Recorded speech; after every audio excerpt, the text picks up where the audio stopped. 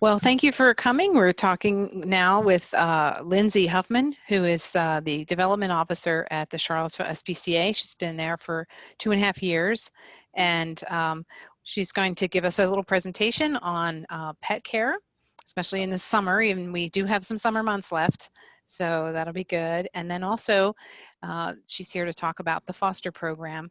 And if you can see already, there are some, oh my gosh, look at that dog. I'm sorry.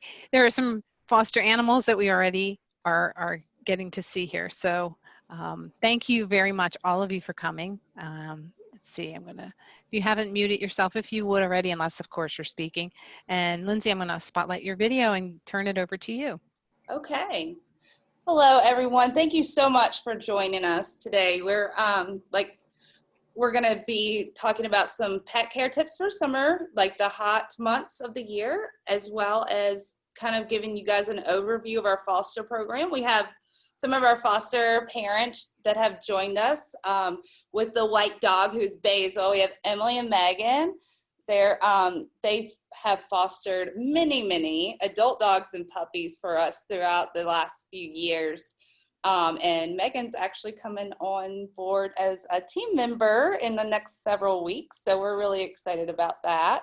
And then Miss Michelle, who has all of her little bottle babies. There's 6 of those guys in that litter.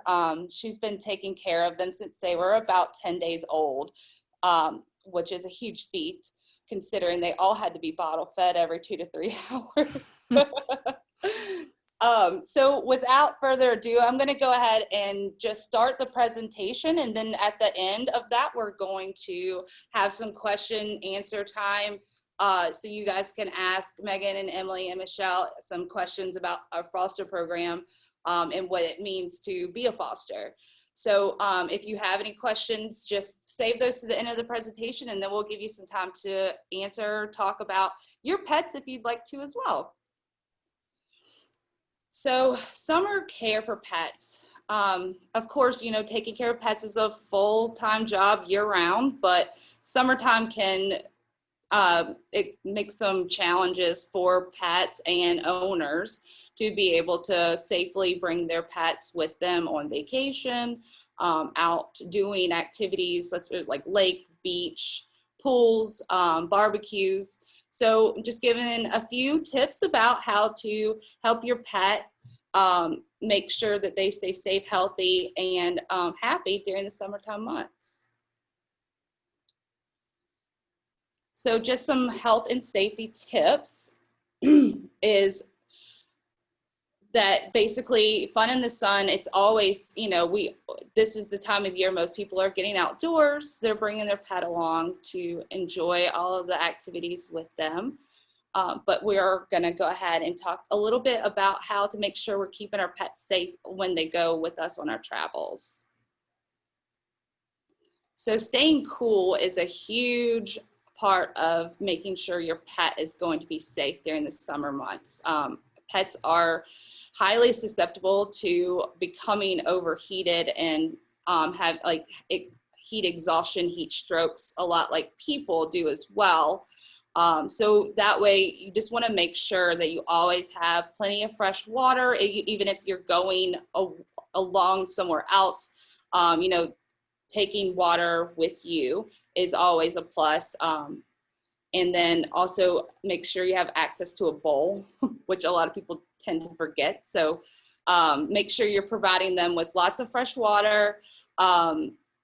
Outdoors, you want to make sure that there is some sort of shady area that they can get into when they do get overheated to cool down.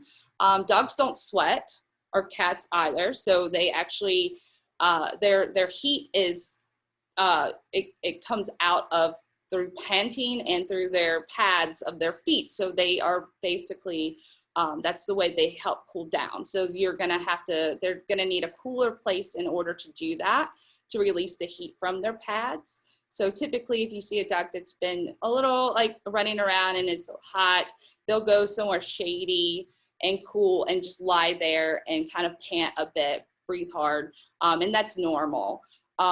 What we also want to just make sure, this is just a tip for everyone, this is kind of all year round, because it is something that doesn't necessarily have to be a really hot day for this to happen, but leaving your pet in your car without the air conditioner running is very, very dangerous.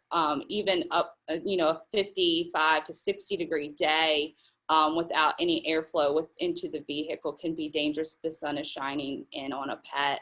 So you would just want to make sure, if you do bring your pets along, have a way to either keep your car running or have someone sit with them in the car while you run in to do whatever you need to do at a store. And then that also would go with, if you're taking your pets somewhere, make sure that pets are allowed. If not, then you're kind of going to have to turn around and go back if your pet isn't welcome.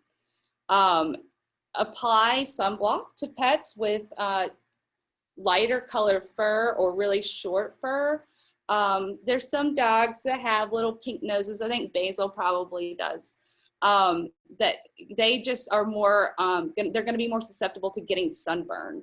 So you want to make sure that they have plenty of the pet safe sunblock with you at all times, so you can just rub their face and back or anywhere that may be exposed to the sun.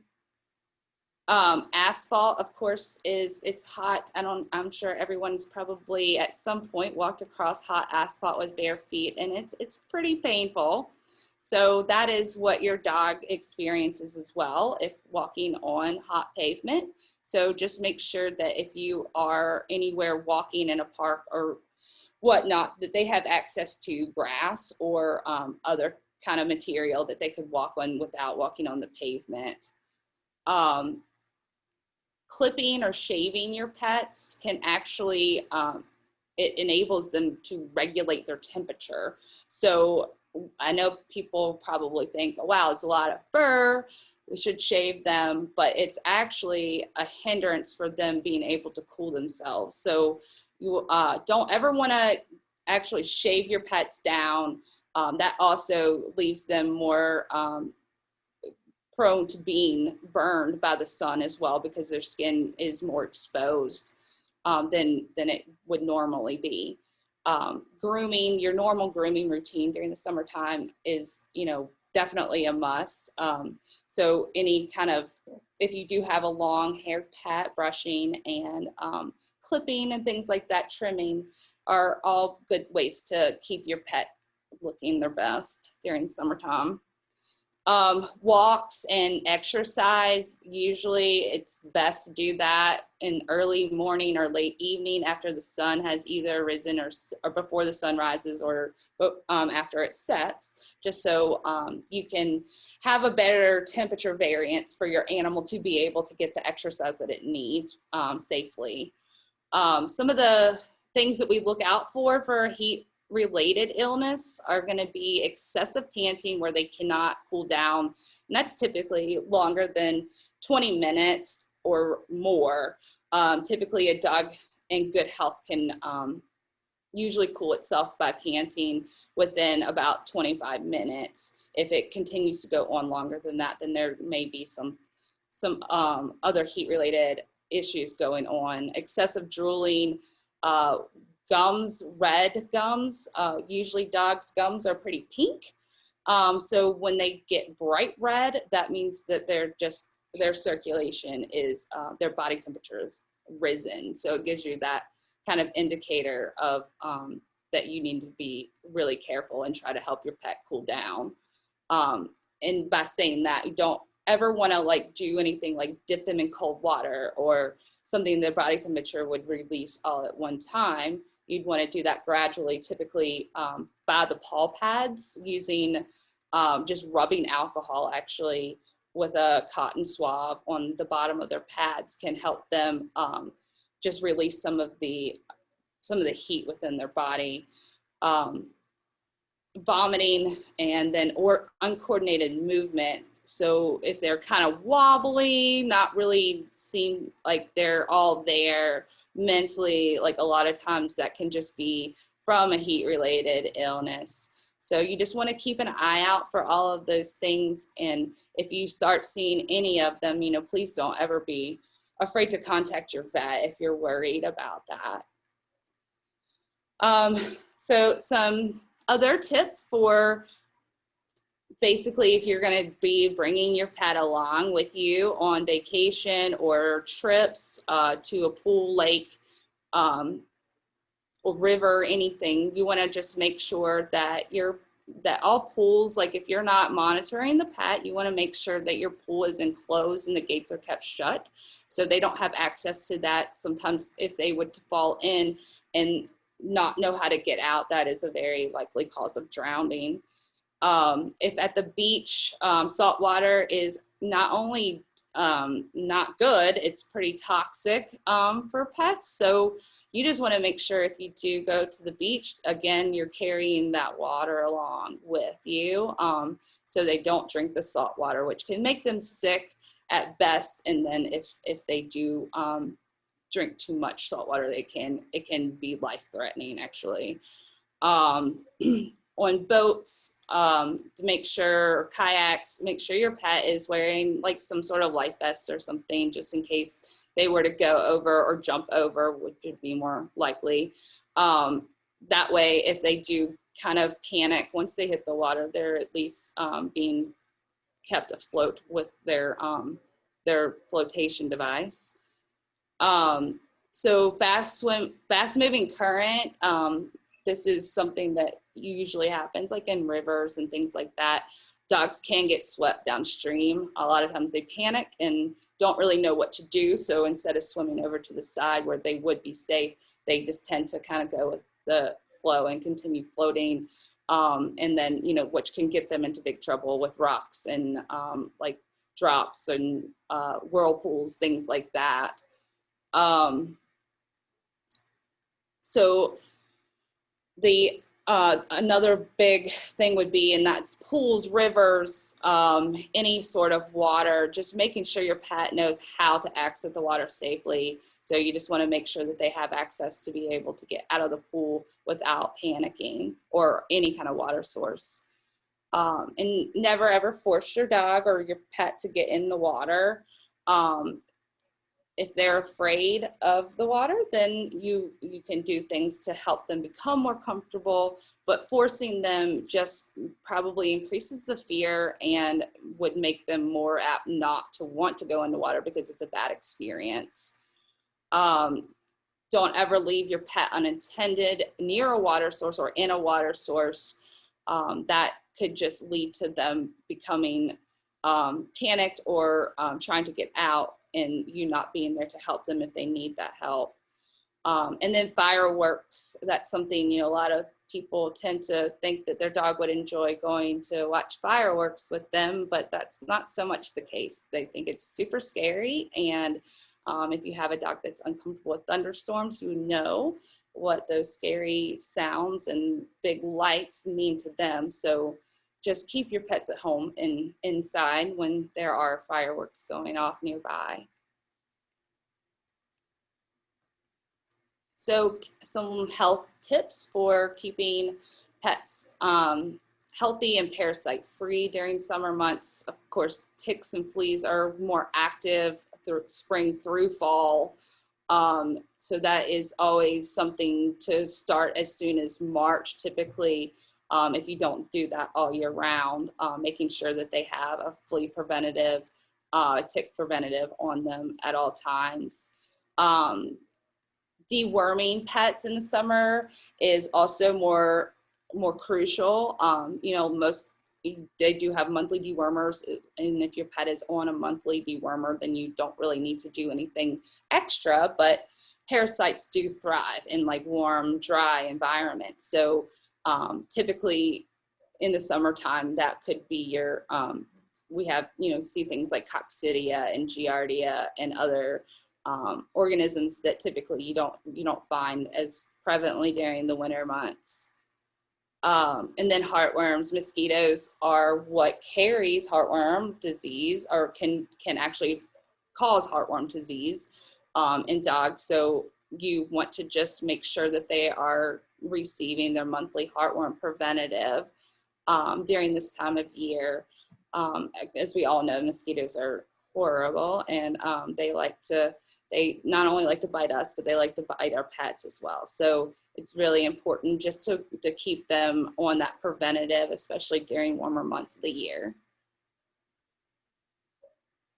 So if you guys have any questions about the pet care for summertime, like I would be happy to answer those now. And then we can start the foster presentation. So did you want to stop share so we can see folks and then we can come back to it? Let's do that. Okay. All right. Hi, everybody. So you can either put your question in the chat if you have one or a comment, or you can unmute yourself and ask Lindsay a question. Oh, there's your cat. Oh.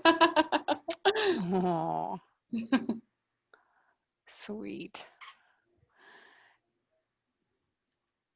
I had a question. I didn't know it was mosquitoes that caused heartworm. Yes. So obviously that's species specific. I mean, it doesn't happen to humans, right? I mean, Yeah. so what do they have that they infect the dog with? So the mosquitoes actually carry the larvae that can infiltrate the heart. So it's not the adult worm that is infecting the animal. It actually takes 6 months for the larva to become, or we call it mycoflaria, to become adult species. And the heartworm preventative actually doesn't kill the mycoflaria. It is the adult or juvenile heartworms that they actually kill. So the 6 month cycle is kind of what you try to break by just monthly giving them that preventative to kill the larvae, and then the heartworm. Sorry, I kind of got that backwards. The larvae is actually what the heartworm preventative kills. So you just every month by doing that, you're just decreasing the chance of those larvae making it to an adult stage and being able to affect the heart. All right, thank you. Anybody else have any questions? Comments? Yes, can you tell us, update us a little bit about the Charlottesville SPCA? How many dogs do you currently have? How many cats? How many pets do you foster each year? And just a little bit about it. Thank you. Sure. Yeah. So currently we have, I actually don't have any numbers up. I think our population for dogs is in shelter is approximately 60 right now. And then cats, I think we have close to probably about 80 cats in the building. The rest of our pets are in foster care. So all of our nursing mothers, our kittens, puppies, all of those pets are in foster care. I think right now we're housing, Megan, do you know how many animals we're housing right now in foster care? You don't? I don't. Yeah, I've been working from home. So I've been a little disconnected from the shelter life. This is my first day back here in like 3 weeks. So I feel like I have no idea what's going on for the most part. But I know that we're keeping approximately 80% of our total capacity in foster homes. So that means like 80% of the animals that we do have in care are currently being held in foster homes until they get adopted or ready for adoption.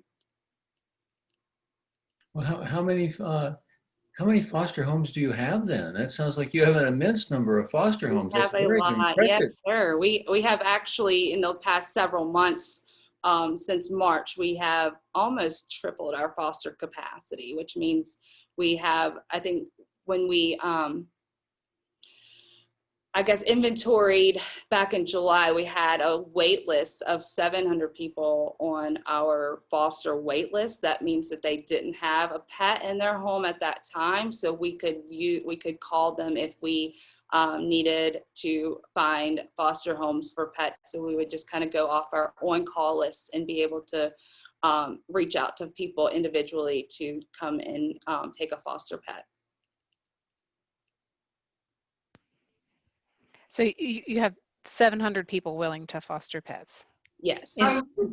Are you open to the public? Like, well, when we used to live there, I could go up and just take a look and play Right. with them, because the one I just showed you came from your Oh, facility. We've had her for she's almost 14, oh, wow. and she's been a diabetic for the last 3 years, but I love to spoil them rotten. But I know here where we live, nothing is open for you to just go in and visit, which is Yeah. so sad. It is, and that's exactly how it is here right now. We are not allowing people in the building, just walking through. We do take appointments daily for both foster and adoption. So we have, we're just limiting the number of people that we have here at the facility at all times. And usually that means they're working with an individual staff member through their meeting of a pet or setting them up for foster. So everything is currently being off of like appointment based.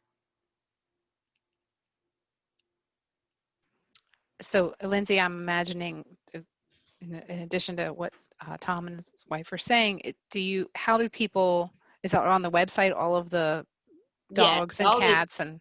Yeah, so the virtual, I think virtual, like what we're doing right now, has kind of become our new norm. We're dependent upon that to even help introduce animals to potential adopters that are in foster homes. So we're using a lot of virtual type platforms to be able to coordinate and talk to people, keep people updated on what animals we do have in the building. Like I said, with the foster wait list, we have, we had 700 people. I think it's kind of fallen off a little bit since people have kind of started going back to work.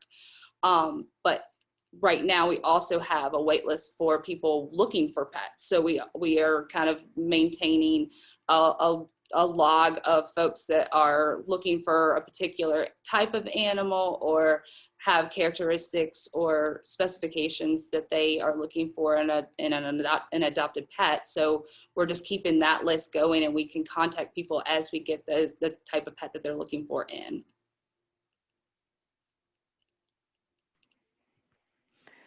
Great. Any more questions or comments before you move to the next part of the presentation? Anybody? All right. Well, I am going to go ahead and... Sorry, let's just see something in the chat. Let me I haven't been watching. Is it possible for a person who is fostering a dog or cat to eventually adopt that dog? Yes, we actually have quite a bit of that happen. We always have fosters have first right of refusal, essentially, to adopt their pet if they are interested in adopting. Until they commit to the pet, essentially. We do continue to send applications or interested parties to them. So people are able to decline at that point that they want to even talk with another adopter that they want to adopt their pet, their foster animal. So we do have quite a bit of that. That's a great little test drive, which is, it helps you and helps the potential owner too. That's nice. It is. It's very nice. All right. I see no more chat questions. Go ahead.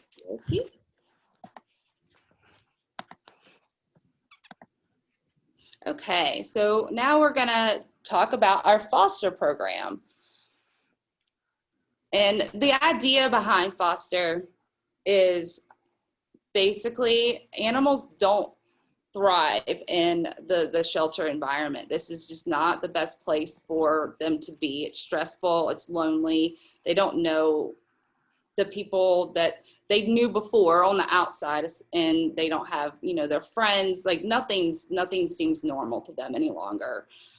So the best thing that we can do for the mental health of our pets and physical well-being is to move them into a foster home. So we have quite an extensive foster program, which is still growing. And that is, like, Megan is going to be joining our foster team coming up in the next week or so. So we are expanding this after the whole COVID-19 saga. We have learned that Our pets are actually thriving in foster. We're learning more about them. We essentially doubled our capacity of foster overnight when this hit, and we decided to close down to the public. Our community came out and has been absolutely amazing in supporting us and the pets that are in our shelter. We've been able to get most of those animals into foster homes. We try to get them out as soon as we can, and then the fosters kind of take over from there, and they will talk to adopters, they'll market their pet, and then they can also give such good information that we didn't know prior to them being in a foster home. Okay, this is why foster is so important. So anytime a pet comes into a shelter, like I said, their life is, it's turned upside down. They lose everything that they know.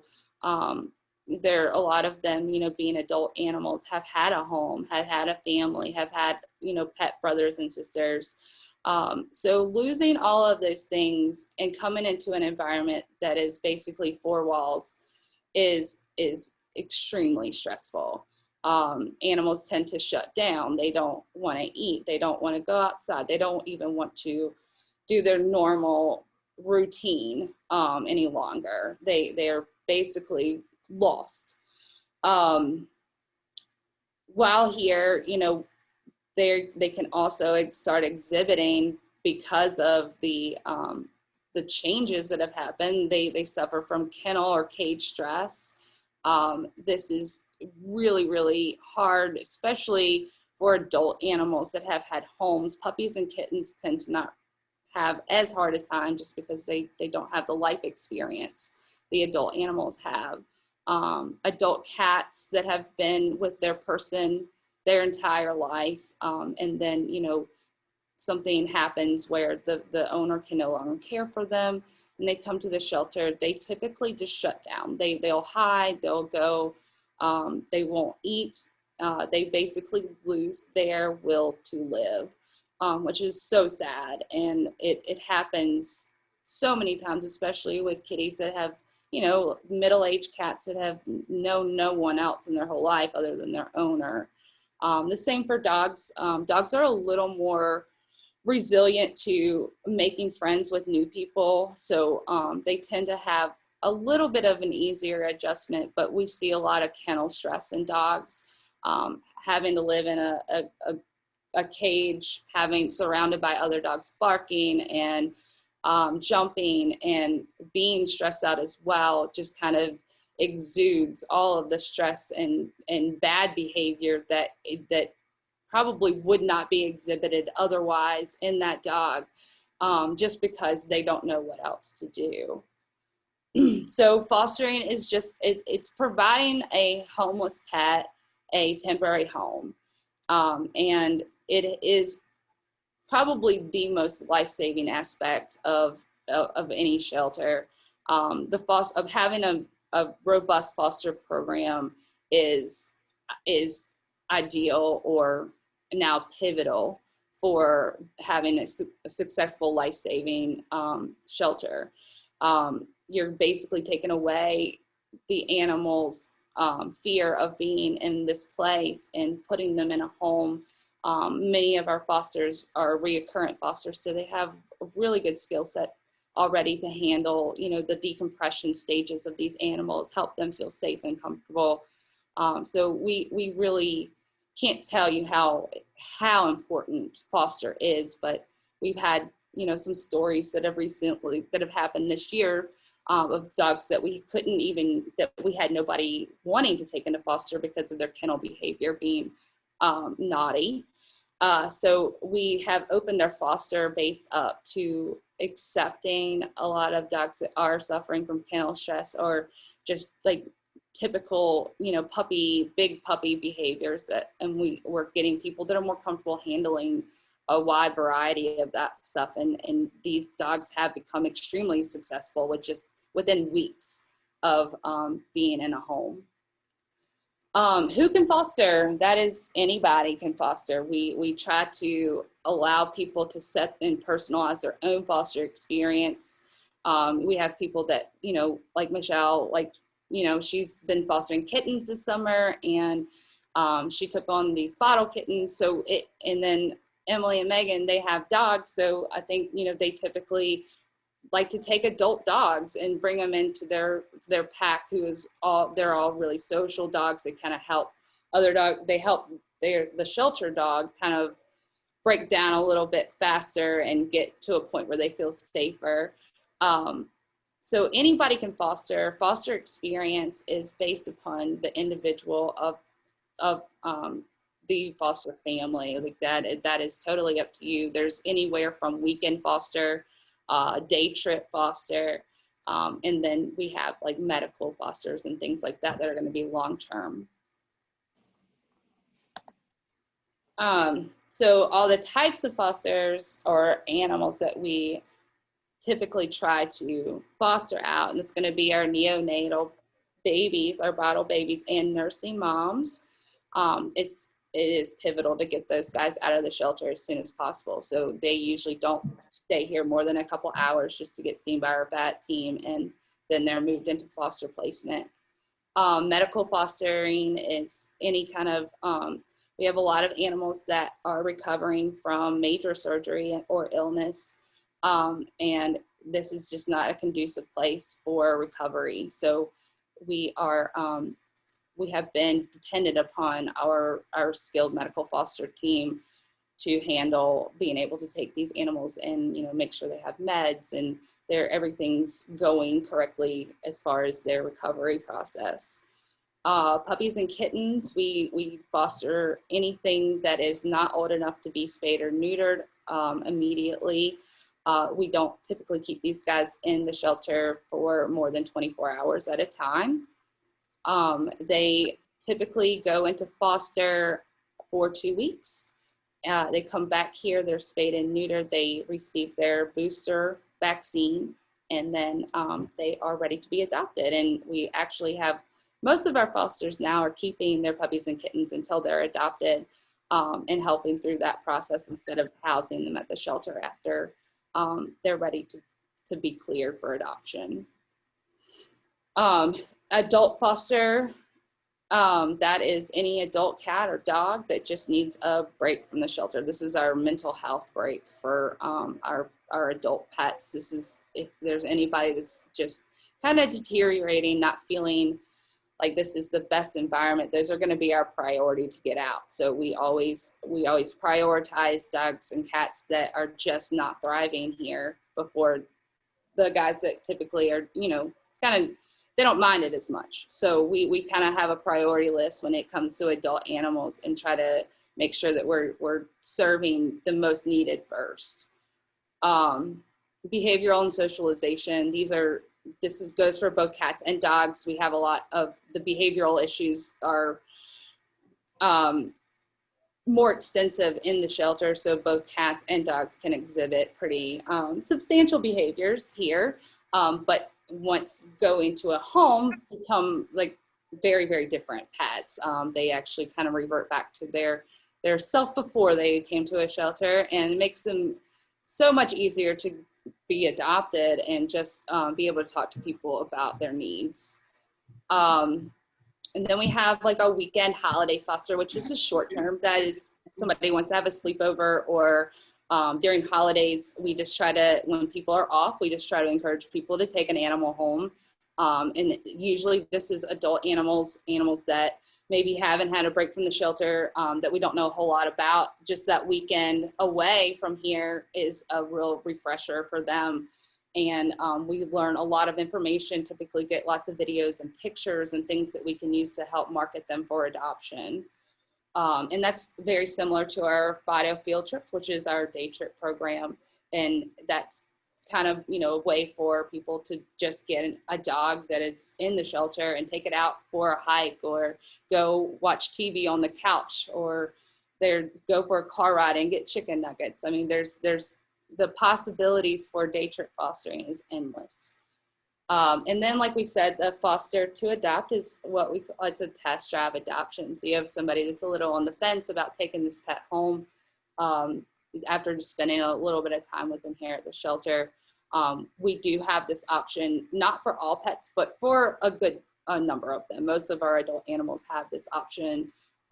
Puppies and kittens, we typically try not to do that because that's not really something that you're gonna, it's basically the expectation needs to be set before adopting a puppy or kitten that you're gonna have some work to do.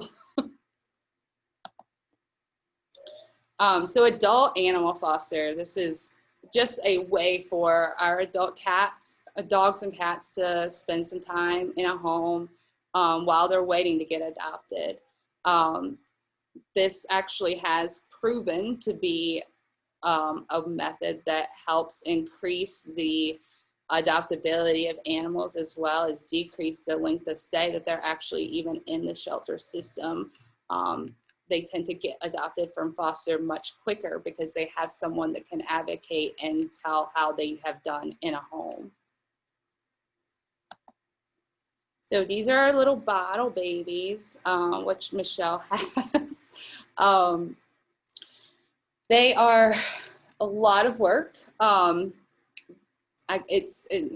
Michelle can probably attest to this. She's in the midst of it right now, so she can give you guys all the question answer portion of the neonatal fosters, but it's pretty intensive.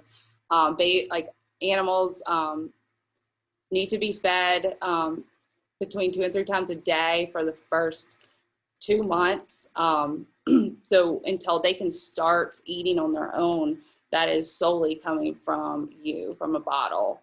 And that's not including, they have to be stimulated to use the bathroom, and there's lots of cleaning, and they're very messy when they are in their cage, and learning to eat dry food or solid food is also, it's just more bathing probably required for that than when they were being bottle fed. So lots of work goes into these little guys, but it is amazing, and it's a cool experience for a family to be able to raise a litter of babies and these are only animals that don't have a mother. So basically anybody that's being bottle fed is either being supplemented because their mother's unable to produce enough milk, or they didn't come in with a mom.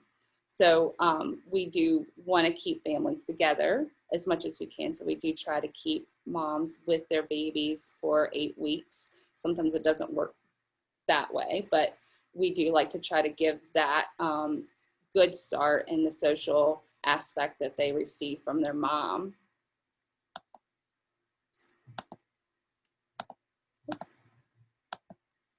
Medical foster, like I had said, this is basically any animal that has been recovering from an injury, surgical procedure, or illness.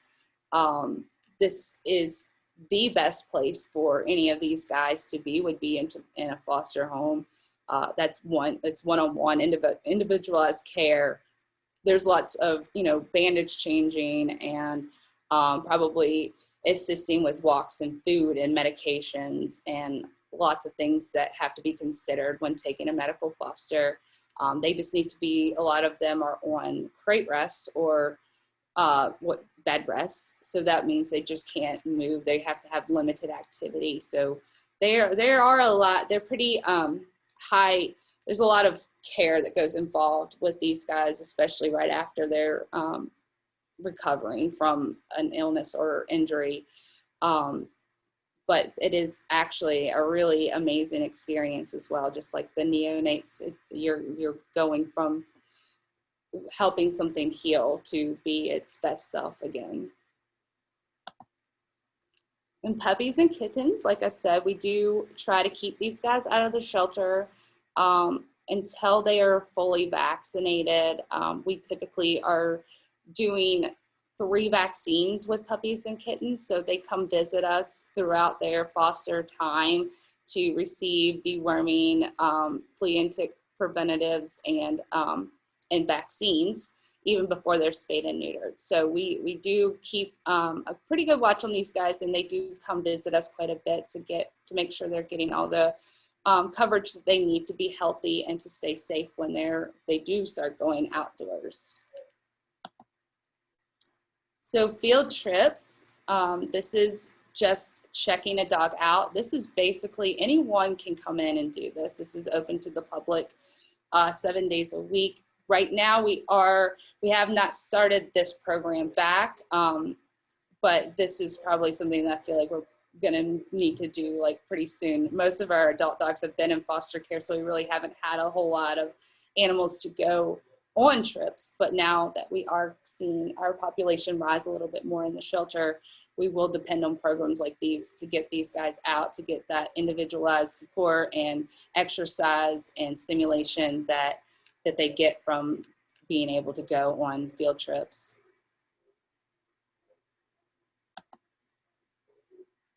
So, and that kind of wraps up our foster program. It is a very pivotal, life-saving program that we depend on greatly here at the Charlottesville-Albemarle SPCA.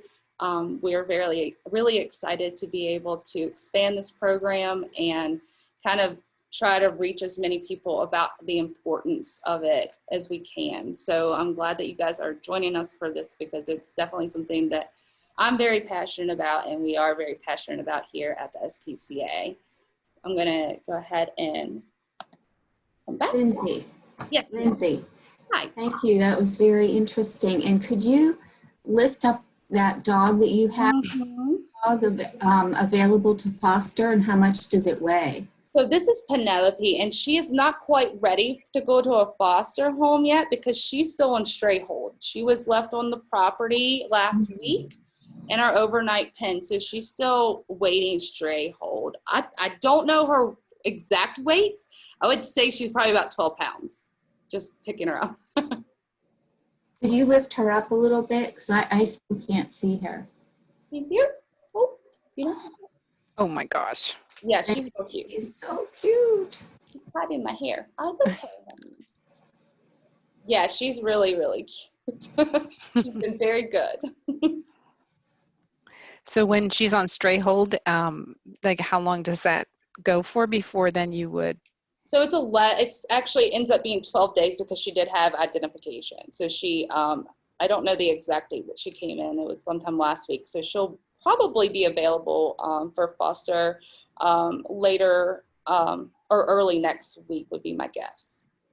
And how does someone go about, like, could someone get on a list, or how does that work? So what you would do, I don't know if she's going to be made available for adoption right away, or if she's going to have to get some other things done before she's adopted. So that kind of will go once her stray hold has ended. Our vet team will take a look at her, determine what her health status is, and if she's able to go ahead and be fostered, or if she can be adopted right away. So all of the information for signing up to become a foster parent or to adopt a pet is on our website, which I can share with you on the comment section. So you can go to that, but it has all of the information needed for fostering, adoption, or any other programs that we offer.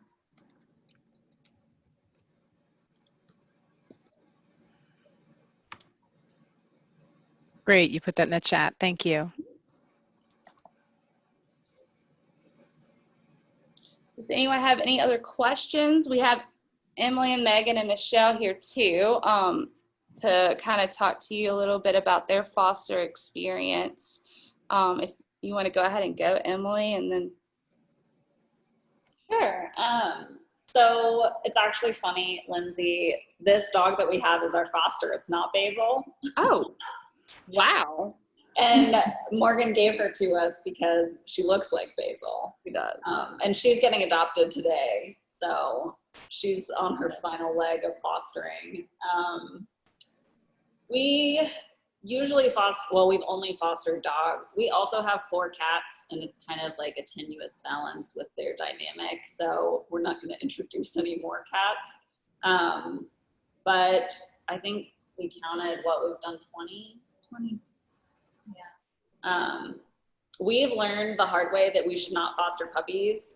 I don't know if you guys have heard the term foster failure, but that's what, it's called when you adopt your foster. So we've only foster failed on one, and it was because she was just the cutest little puppy. But we've done a lot of adult dogs of all shapes and sizes. I would say for us, the biggest asset in fostering is our other dogs. Because like Lindsay said, they can kind of show them the ropes. They're all pretty like literate in canine body language and behavior. So they're really helpful. But then again, to not have a dog can be helpful because not all dogs are dog friendly. So there's definitely a foster for everybody. For us, sometimes it can be a little bit harder to just make sure that it's going to be a dog that fits in, since we do have 4 dogs and cats. Like Sage, our foster, doesn't like cats. And at the shelter, we tried to see how she reacted to cats there, and she was neutral or a little scared even. But then when we got her home and she saw the cats, she decided they looked like snacks. So that's really the only like challenging part for us is keeping them separate. But I mean, fostering is probably like the most rewarding thing I've ever done in my life ever. So I really can't recommend it enough. I think too, like you were talking about foster to adopt, any fostering I kind of feel like is a guilt-free trial run where like best case scenario, you find the right fit and you keep them forever. And worst case scenario is still an amazing thing because you've been able to learn about that animal and help market them and find them their forever home. So it's pretty much a win-win. Awesome. Thank you guys so much. Yeah. And then Michelle, are you, do you have hands that you can, you don't, do you? Don't worry about it. We'll just look at your kittens for a minute. No, we're good. I think Okay, got it. Yeah, we're good. So just a brief introduction. I have 7 cats of my own. I have 4 kids. So when she talks about foster fails, like every time we get fosters, my children are like, these are the ones, we're keeping them every time. And then we get to the end of the tenure and we're like, well, but if we adopt these, we can't get more. So let's just keep fostering. But we absolutely love it. This is our 3rd group that we've done. We did a group of 4 and then a singleton who was pretty sick. And then we've done these guys who are bottle babies. And we've had them since they were 10 weeks old, or 10 days old, I'm sorry. And they're about 4 weeks old now. And they are just starting to play and just starting to like discover their environment. So that's always really fun to kind of watch them learn how to become a cat. And for us, we're cat people through and through. We don't do dogs. And that's the nice thing is we can just do cats and we can just keep them when they're this, itty bitty and sleeping on you and they love you. And once they start getting a little bit of attitude in their, teenage years, you can pass them on to their new owners. But they're cute. It's so much fun to have them. And that is one of the nice things that she mentioned, getting to know their personalities. And that's one of the nice things is we can tell the new foster, like, hey, he doesn't like this kind of food. He loves these kind of toys. This is, he doesn't like being petted on his stomach. He likes, ear rubs, or, this is this cool trick that he can do. And it's fun to actually be able to, especially right now where you're actually being able to have connections with the new adopted parents, that you can kind of email them and say like, hey, these are some cool things that this cat is doing. And he's trying to pull his bottle up. So I think that means he's hungry, but yeah. Aww. So we have 6 cats right now, and 2 of them we call the twins. They're the 2 that are on my lap. They are identical twins. Oh my God. We can't tell them apart at all. And the rest of them kind of have little differences that you can tell them apart. But the 2 twins are the ones that are still primarily bottle babies. And the other ones have kind of figured out wet food. But this guy's loving his bottle. So Oh my gosh. It looks like he could probably hold it up himself. No. Yeah, he's getting there. He's getting there. He's kind of like, when at that like 3 to 4 month age, with a baby, where you can kind of give them to the bottle to them and they can kind of hold it in place. I feel like these guys are just about. That is awesome. Look at that little belly. Yes. So he's just playing with it more than anything right now. Gosh, that is so cute. Aw. Thank you so much, Michelle. I love it. They're adorable. Yep. So they're pretty fun to have around. So we enjoy it. Great. Mm. Wow. We're recording this. I'm going to get a still shot of that and just put it on my screen because that's just so sweet. I actually now, I send daily videos of them to my girlfriends, and whenever they're having a hard day, they say they just look at the kitten videos and calms them down. Nice. Anybody else, any questions or comments? I've learned a ton about fostering. I had no idea, and I'm so thrilled that we have such a robust fostering program here in Charlottesville. It really is amazing. I do have another question. Lindsay, did you say that right now you have part of the fostering where you can come and take the dog for a day? So we don't actually have our field trip program open right now.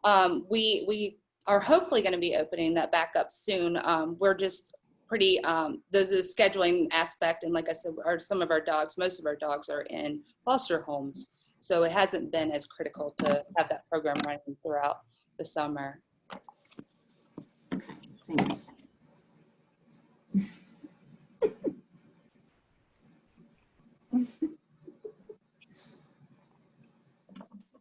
Oh. How are your other cats react to all the kittens? We've had cats for years, and bringing a second cat into a household, boy, the territorial things really get set off very quickly.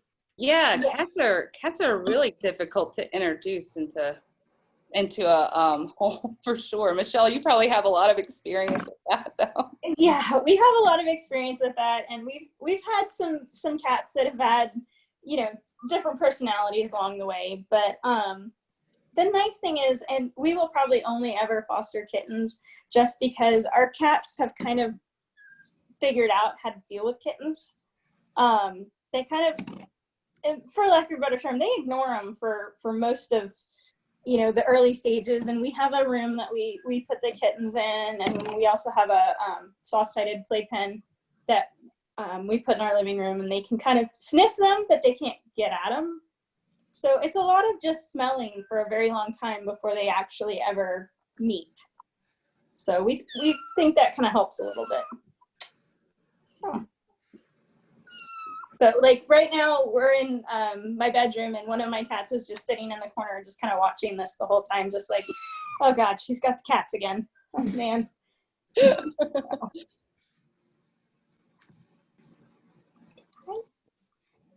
Here's a question. Does the shelter give support to foster parents, and what would that be? Yes, we do. We have a really, really amazing foster support system.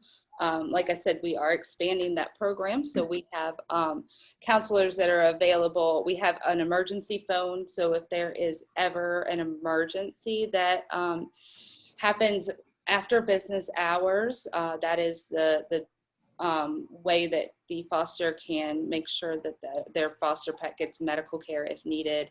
If there's a behavioral concern, the same thing. So our foster care providers are counseling and coaching and guiding people through the whole process. We do have a lot of material that is handed out to each individual fosters, and also we do an orientation as well to get people acclimated to what to expect when fostering. The thing that we all have to consider is these are animals, so things happen that we can't really predict or expect. So we have to kind of be open and able to handle a multitude of situations. And just a very practical question about food and things like that. Is that something that the foster parent needs to purchase, or? That is actually provided by the shelter. We provide all food, medical care, and that's like if you need crates or toys, collars, leashes, litter boxes, litter, anything that you need to care for your foster, we can provide. Wow, just sounds amazing. It really is. Anybody else? This has been a great way to end my Friday, I'll tell you what. Any other questions or comments? Well, Lindsay and Michelle and Emily, and I'm missing the person with Megan. Megan, sorry. Thank you so much for your time and for doing what you do. And thank you all for coming.